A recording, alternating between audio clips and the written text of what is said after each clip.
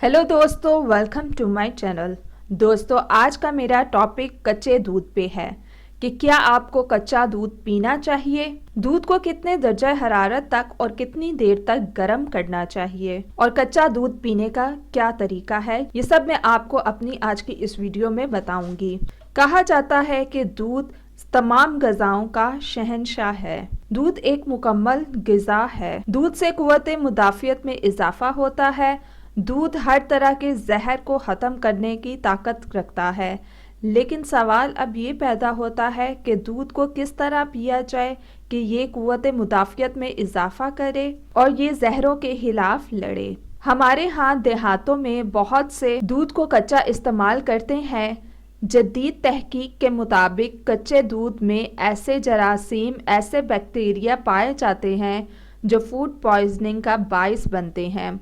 कच्चा दूध पीने से फ़ायदे की बजाय बहुत सी बीमारियों को दावत देता है, इसलिए दूध को हमेशा बॉयल करके ही इस्तेमाल करना चाहिए।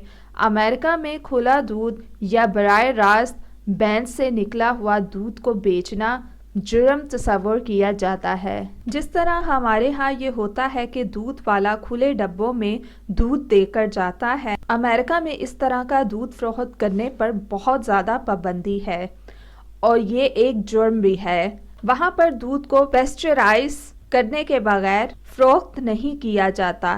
पेस्चराइज का मतलब है कि दूध को एक मुख्तसर मुद्दत के लिए एक खास टेम्परेचर पर रखा जाता है, फिर उसको ठंडा करने के बाद बोतलों में पैक किया जाता है, फिर उसकी सप्लाई घरों में की जाती है।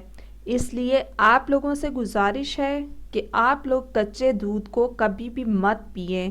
अगर आपने कच्चा दूध इस्तेमाल करना ही है तो फिर आप डायरेक्ट जानवरों के थनों से दूध को पिएं।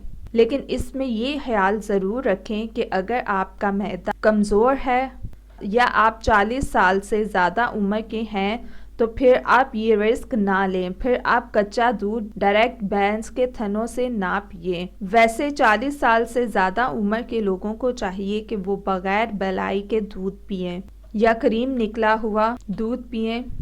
एक बात मैं आपको बताती चलूं कि क्रीम निकला हुआ दूध या बलाई उतरा हुआ दूध, उसमें कैल्शियम की मिकदार उतनी ही होती है, कैल्शियम की मिकदार कम बिल्कुल भी नहीं होती। अब सवाल ये पैदा होता है कि दूध को कितनी देर तक बॉईल किया जाए या कितने टेम्परेचर पर उबाला जाए। आपको चाहिए कि दूध को 100 फ़ारेनहाइट यानी दूध जब उबलना शुरू हो जाता है उसी टेम्परेचर पर आपको 8 से 10 मिनट तक बॉईल करना है।